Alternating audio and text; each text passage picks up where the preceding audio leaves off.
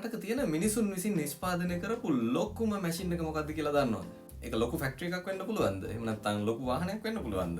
ඕනම රටක තියෙන විශාලතම සහ සංකීර්ණතම මැෂින් එක වෙන්නේ ඒ රටේ නැෂනල් පවර් සිස්ටම් එක. එහෙම නැත්නම් ජාතික විදුලි බල පද්ධතිය. තව නමක් කියනවා නම් අපි ඒකට කියනවා නැෂනල් ග්‍රිඩ් එක කියලා.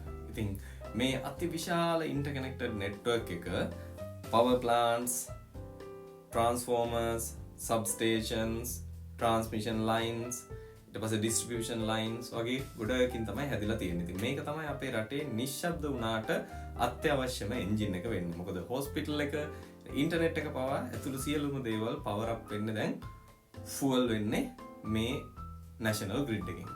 මේක නැති වුණොත් modern life එක ඉතින් සම්පූර්ණයෙන්ම නතර වෙනවා. ඉතින් මේ සිස්ටම් එක ඔපරේට් කරන එකත් ලේසි නෑ.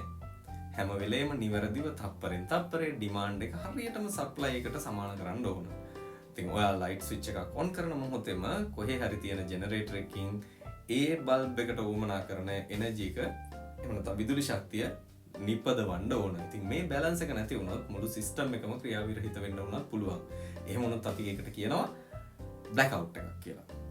ඉතින් මේ ඉංජිනේරු කර්තව්‍ය මැනේජ් කරන්නේ හොඳ පළපුරුද්දක් තියෙන ග්‍රිඩ් ඔපරේටර්ස්ලා කියන කට්ටිය.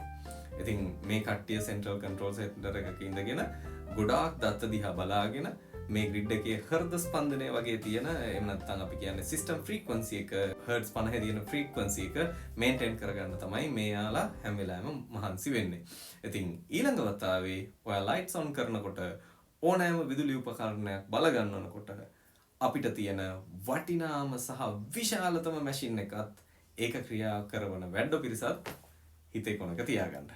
ෆලෝ කරගෙන යන්න. ආයෙ හම්බෙමු. ගිහින් යන්න. ජය වේවා.